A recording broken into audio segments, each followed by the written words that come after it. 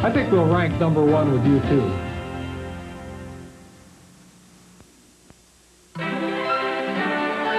This is CNN.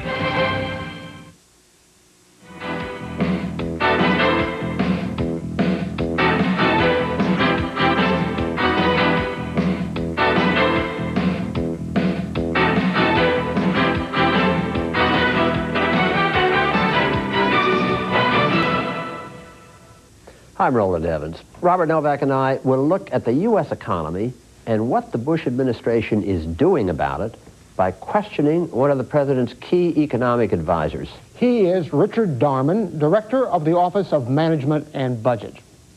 The Senate, by a 2-vote margin, this week sustained President Bush's veto of the unemployment benefits bill. Angry Democrats claim the administration doesn't realize how bad the economy is. There is simply a blind spot for the distress and suffering of Americans who want work but can't find it and who are in desperate need. This administration seems to have a sun will come out tomorrow approach and everything will be all right. But I would submit that the sun will come out tomorrow approach does not put food on the table today. Even Republican leaders who support the president suggest that recovery is not at hand and action is needed. And there is absolute conviction among the American people that we need to have an economic growth package that, rather than sitting around and debating about whether the economy has turned the corner or not, we should recognize that if it did turn the corner, it didn't leave any skid marks.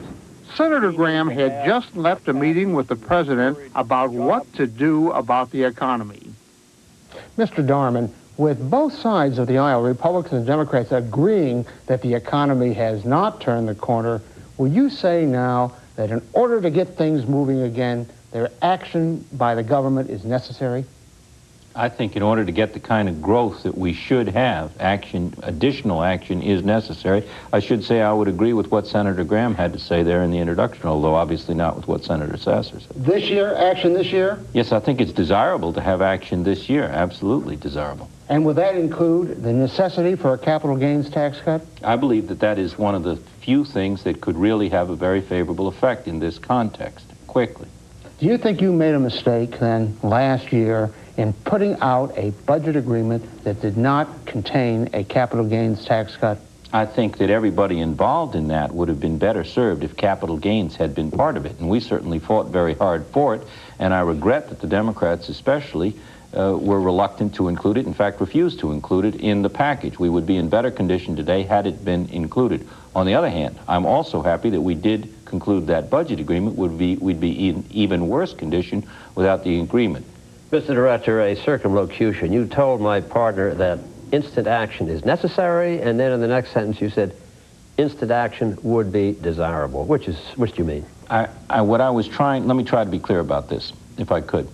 I think that the economy did turn in May. I think that it turned up in a fairly conventional way following a relatively mild recession then, which is to say not terribly strongly. In the last several weeks, couple of months, it has been somewhat softer, a little flatter. That's not satisfactory. We need much stronger growth. In order to get stronger growth with any degree of assurance, confidence, we should have additional action. You've been saying quite positively in the last few weeks that housing starts are no longer a problem, that we have turned the corner and housing starts are up, construction is up. A report by the government late this week said housing starts are down by over 2%. Can you explain that to us? You know, I was asked this question almost a month ago about housing starts, at which point it was correct that housing starts had been up for 5 straight months. In fact, it's the first time since 1980, I believe, that housing starts had been up for 5 months in a row. They are over 1 million, at an annual rate of over 1 million, even with the drop you refer to. I do not wish to suggest that everything is rosy. I'm not saying that, but housing starts are not in as bad shape as some other parts of the economy. You don't think that turn down this week means anything for the future, for the immediate future. You don't think that's starting a new trend down? I wouldn't look at that indicator alone. I think you have mixed signals at the moment, as frequently you do at a point like this. Now, excuse me, Bob, one more. Do you think that going into a reduced interest rate program, which of course you've been advocating with the Fed for a long time, is a smart thing to do now with inflation numbers showing this week that we had a good, healthy 0.4% in this month? Do you think that's smart? I think that that's somewhat of an anomaly this particular month. I think most agree that the underlying inflation rate is not troublesome at the moment. Obviously, we don't want to rekindle inflation. I really don't know many people who think that there's a serious threat of that. Our interest right now, everyone's should be more jobs, more growth. Mr. Darman, would you lay out for the American people exactly what you want done this year to pep up the economy? Well, let me divide that, if I could, into two parts, one of which I won't answer, but I'll tell you what that part is. That the President has directed his Economic Policy Council to come up with recommendations as to exactly what should be done in this context, and I think he wants action, and I think he wants it quickly. When will it be out? And we will have recommendations to him, I would hope, sometime in the course of next week, at least for this stage. And I can't tell you what the President will decide. Let me mention some things which we've already proposed, which it would be good if the Congress had acted upon, and it would be good if they'd act upon right now. Capital gains, you've already referred to, number one. Penalty-free withdrawal from IRAs for home purchases. We've already recommended it would be good to have right now, partly for the reason that you suggest. Family savings accounts. It'll only have favorable effect over the long term, but it's a sign we're solving some of our long-term problems. Banking reform, stagnated in the Congress scheme, getting things worse possibly rather than better. This is all old stuff, though.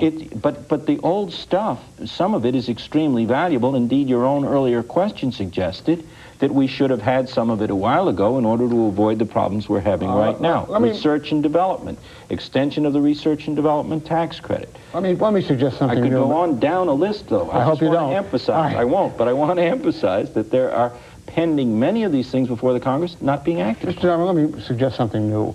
That the Democrats say that to have any chance for a capital gains tax cut, you must have some what they call social equity. Now, the supply side pioneer, Drew Winitsky, has got a proposal that has attracted some interest, and that's an old Democratic proposal, a millionaire's tax. Raise the top marginal rate for people making over $1 million a year. Make that as a proposer, as a sweetener for capital gains. What do you think of that?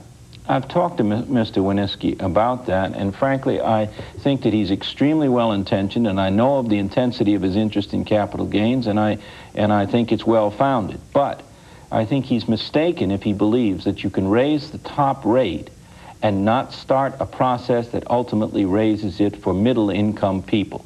If in fact you could do something that would only touch the wealthiest of the wealthy, that wouldn't have significant economic effect.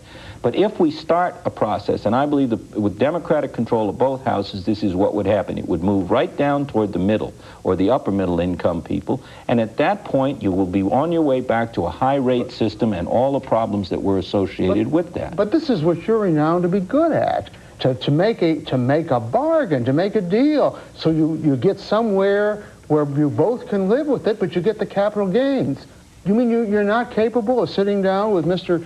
Foley and Mr. Gephardt and Mr. Mitchell and making that kind of a deal? Well, we'll find out what opportunities there are available, I'm sure, in the weeks ahead. And we certainly would like to get capital gains. What I'm saying is I do not believe that we should trade going back to an old high-rate system and all the problems associated with it for capital gains. I believe we're going to be able eventually to get capital gains. Without the social equity? No, not without social equity. First of all, I know you would agree. Capital gains is itself social equity. It produces jobs. It's complete phony to suggest it is, quote, for the rich. But what do you give the Democrats? It's a misunderstanding of economics.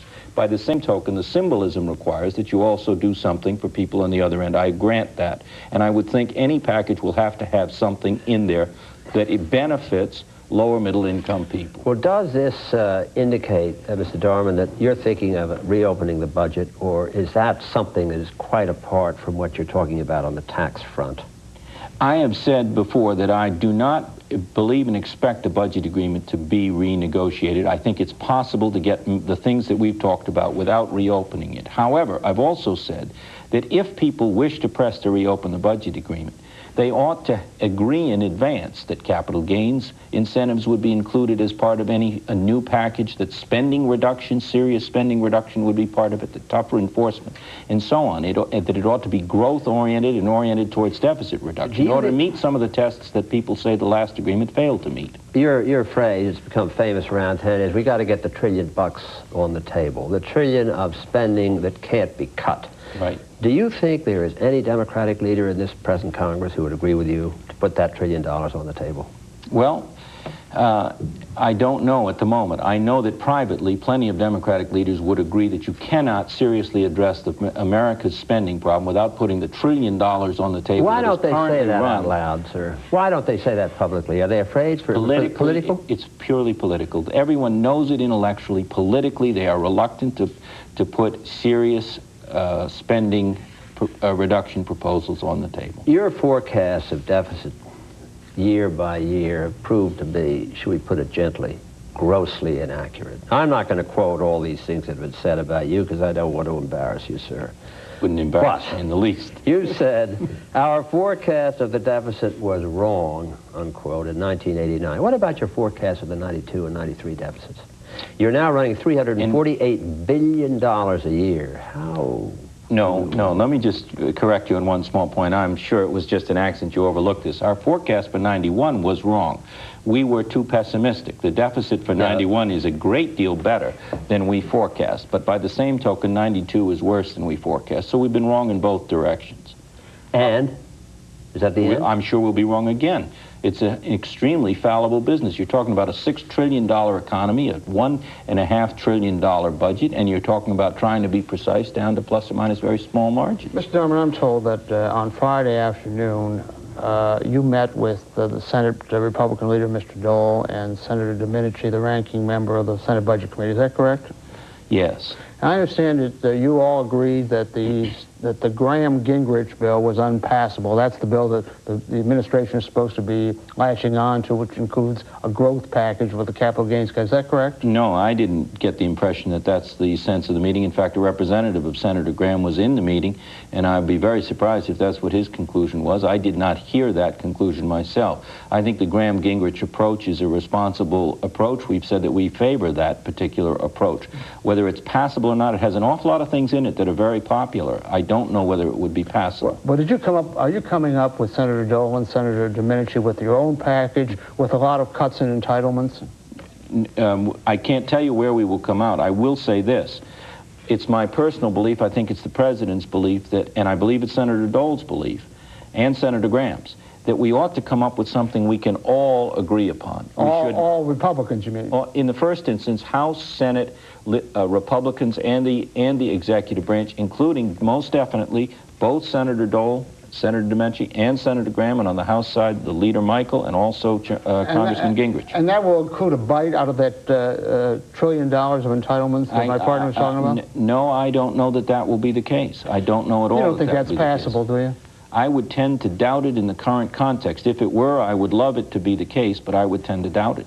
A study on the military budget has been done by the Brookings Institution in company with some other think tanks that are meritorious, and they have come up with a huge figure that way exceeds what the President has recommended in his 6-year program. Given the fact that the Soviets, everybody says, are not a threat today and won't be for the foreseeable future, don't you think that 25% cut over the next 6 years is sufficient? Can't you go a lot deeper into defense and get a peace dividend out of it? Well, what you need to do is be able to know somewhat more reliably than we do at the moment how the Soviet Union is really going to evolve. If you could assure me that it were going to be a stable, market-oriented democracy over the next several years, I'd feel a lot better about making national security policy based on that assumption. So you think that's an open question? I think, yes, I do. It is not my area of responsibility, but I think it's irresponsible to assume that everything is going to be just fine in the Soviet Union. Point one. Very quickly. Go ahead. All right, sir. Last, but we're going to come back with a big question in a moment. But let me ask you this. Do you think Americans should stop paying their personal debts and spend more on consumption? No, I think Americans should be free to make whatever choice they would want to make in that respect, and I don't think we should tell them what they ought to do with their money. However, I think that it would be desirable economically if they concluded that the future were bright enough to go ahead and start doing some spending. I just came back from a trip to California, and contrary to what they hear from the administration, they think they've got a real recession out there. They think they have very hard times. In parts of California, they certainly do, and real estate industry and small and middle-sized firms have been having considerable difficulty. So unless you think that there's not much hope for them, unless Congress does something now. I wouldn't say that. I would say that the recovery is going to be much slower than we would like it to be unless Congress takes action. One last question before the break. Do you think the confirmation of Clarence Thomas gives you an impetus that you can do some things a little more daring than you've been doing before on the economy, get things through Congress?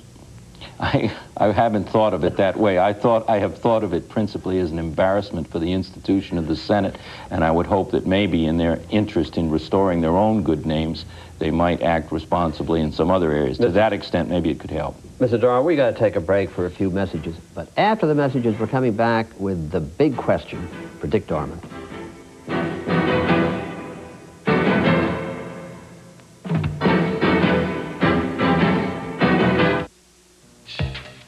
The number 2 pine leaves grease half solved. You want it Pine Sol. Pine Sol has twice the active ingredient, so grease is easily solved. Pine Sol! The number 2 pine only half solves the germ problem. You want it Pine Sol. Pine Sol means staph germs get solved. Pine Sol! Use less than Pine Sol? Not at our house. It's only half solved until it's Pine Sol. Pine Sol! Arnold Palmer at home in America. 1929, that was the year I was born. The tractor, well, that came along a little later. And Pennzoil, well, that goes back to my dad. That was his motor oil. I'll tell you, you couldn't be around him long without learning the value of keeping the equipment running. And you know, everything around here is still working. Pennzoil, ever since America learned to drive. Does your washing machine like to dance? When it gets unbalanced, does it strut its stuff instead of cleaning yours? What you need is a strong, silent type, the Frigidaire Horizon 2000. Unlike some washers, it adjusts to unbalanced loads and keeps on running. Frigidaire, clean clothes without the song and dance. And now get up to $75 cash back on select new appliances from Frigidaire. Tonight, recapping the Thomas hearings, what was learned from the process, plus why did Congress vote against gun control one day after a massacre in Texas, on CNN's Capital Gang, 7 Eastern tonight.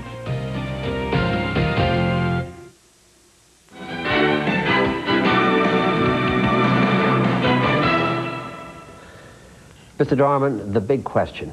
With a presidential election staring the President of the United States in the face only a little more than a year from now, isn't it about time that he gets a health program for the American people on his desk, signed and sealed by Congress before you go into the second term, what you hope will be a second term? If we could all agree, that would be very desirable because it's a very salient political issue and because it's a problem that needs to be addressed. I doubt profoundly that the political system could possibly meet that test. But Mr. Darman, you've had 3 years to show leadership on the health question. What's happened? 3 years is a long time. I thought you were asking if it wouldn't be desirable to have it on the president's desk for signature, a law. That takes congressional. Well, you have a whole year before the election. But you don't even have one of your own. You haven't set anything up yet. 30 different congressional plans out there. This is a complicated area. It's 15% of the GNP, roughly, and growing. We got to get it right. It's people's lives at stake as well. Why haven't you put up your own proposal in 3 years? We will have our own proposal in due course, and I hope it'll be able to, I trust it'll be able to withstand. What's due course? What is due course? It's an extremely, to answer this question, it's an extremely complicated area. And there's a fundamental problem the United States is going to have to address which way it wants to go with its health system. Does it want to head more towards a state-managed Canadian-type system, a highly government-regulated system, or a more pro-competitive system? The Congress, Democrat control of both houses, is inclined towards this statist approach. I think we should be very hesitant before going in that direction. Mr. Darman, I said a minute ago it's been 3 full years. What do you mean by in due course? Please. I would hope that we could have a plan that the president could present in the course of next year so that people could see it in the course of the election. So you will have a program in Congress before the election. Is that what you're telling me? I would hope we would. I cannot promise that we would because it's not yet done. Will you say it'll have a much higher governmental content than the existing system today? No, that's one of the things that makes it difficult. If you really would like to go in a direction that is more pro-competitive and that is rather different from the current system, that's somewhat uncharted territory in the health system. And most of the countries of the world haven't gone that way. So we've got to be sure that what we design, if we're going that way, is sound. Let me ask you this question. Do you think the American people are willing to pay in government, in taxes, fees, whatever, for a very comprehensive health program? Yes, but I don't think they should pay more than 15% of GNP. No other country on earth does it. And so what we've got to do is find a way for them to get better health care, the people who aren't getting adequate health care right now, without it costing a great deal more, preferably without it costing any more. That's inherently difficult. Thank you very much, Richard Darman. My partner and I will be back with some comments after these messages.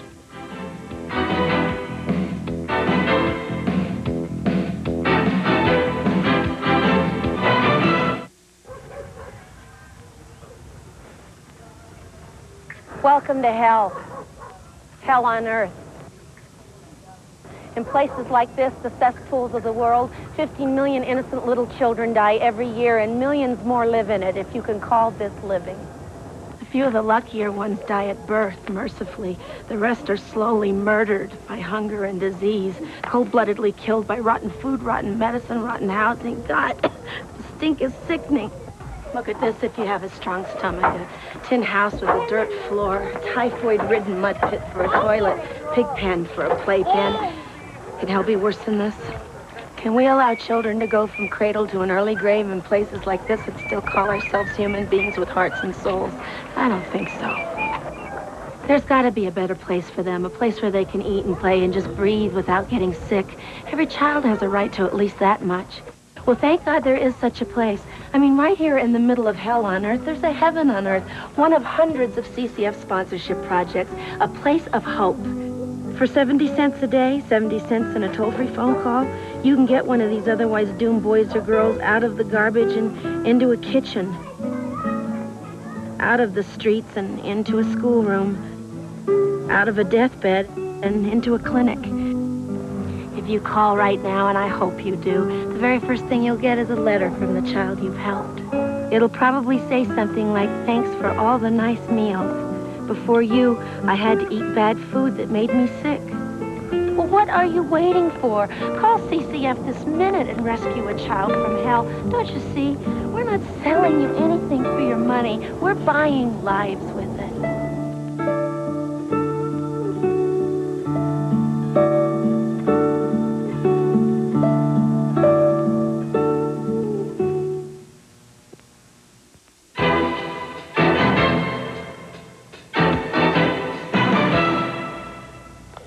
Bob, Dick Darman is a persuasive individual, but he's not quite decisive enough for me. He thinks that there is a necessity to go into a major economic recovery program right now, but he's not quite sure, and it would maybe be simply desirable. Now, I'm not saying Dick Darman doesn't know in his own mind, but I think he worries about just how far to commit this administration right now on this key point. I was anticipating what he would answer to the question of, would the Republicans, the administration, come up with a millionaire's tax to balance a capital gains cut? That was the old Democratic tax. And he said that, well, if you put that out on the table, the Democrats will start ratcheting it down until some very ordinary people have a tax increase. So he is not making that deal. I thought he might go for a millionaire's tax, and I was wrong. But I'll tell you this, Bob, he is smarter than most people in this administration. He sees a health political storm on the horizon coming for the 1992 presidential election, and he wants the administration to do something, but it's not his idea. He can't produce the plan. He says, we don't have a plan, so we can't send anything to Congress. You know, it's bad politics. I was interested, too, in Mr. Darman's comments on the budget. You know, just a year ago, when it came through, this budget was the greatest thing since sliced bread. to now he says the budget agreement is better than nothing. Well, you can get an argument from some people on that. I'm Robert Novak. I'm Rowland Evans. For a transcript of Evans and Novak, send $3 to Evans and Novak Transcripts, Journal Graphics, 1535 Grant Street, Denver, Colorado, 80203, or call 1-303-831-9000. Your comments will be sent to the same address.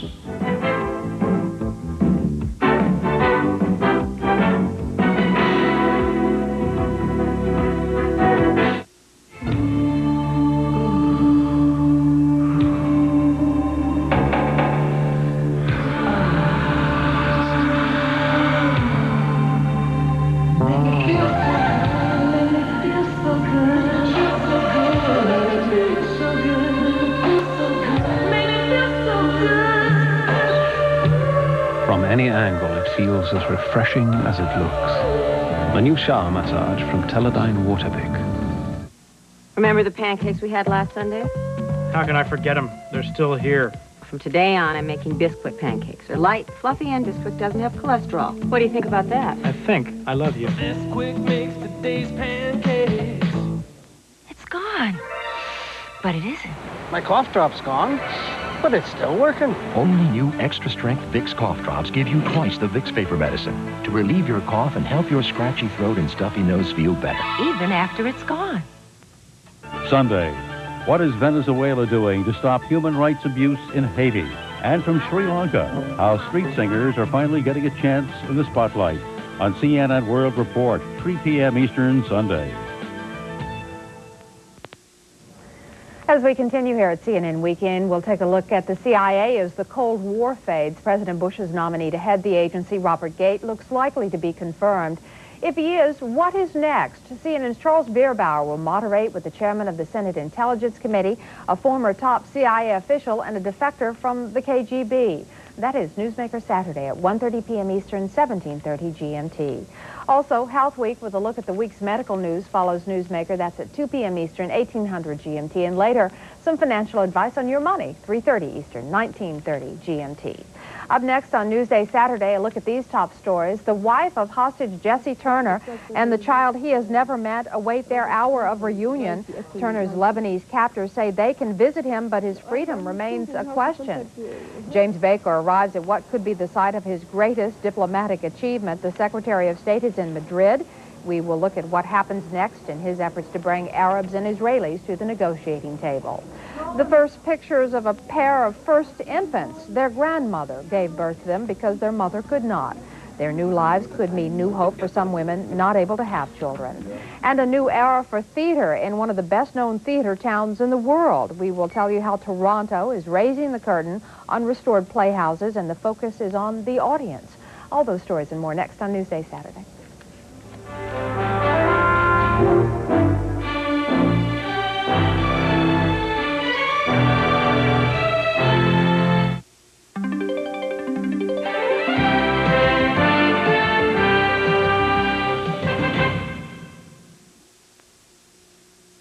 $25 million Americans have seen ghosts. 40 million Americans have made contact with the dead. 62 million Americans have had a telepathic experience. 25 million Americans say they have spoken to the devil. Now, their stories will be told. Beyond reality. There are millions of reasons to watch. Saturday at 10:30, 9:30 Central on USA. He's never feared the impossible. Anything's possible. He's never run from the good fight. I didn't fight. I gave a motivational seminar. And he's not planning to start now. Dakota is wanted for drug trafficking and murder in 17 countries. You're never gonna get out of this alive. Chuck Norris. When Dad calls, you'll be screaming like a baby. Delta Force 2. Weekdays on TBS, it's Things That Make You Go. Whoa. Things that make you go. Dynamite! Things that make you go. Nip it in the bud. Things that make you go. Love you. And even things that make you go. I'm coming to join you, honey. Things that make you go, ha! Weekdays beginning at 4:35 Eastern on TBS. Imagine that your television didn't have the capability to bring you live world events and business news 24 hours a day. Didn't have the capability for the movies and specials you love. The capability for the complete spectrum of sports. The capability for music, educational, and children's television. Imagine no capabilities. Television today might look like this. Cable is today's television.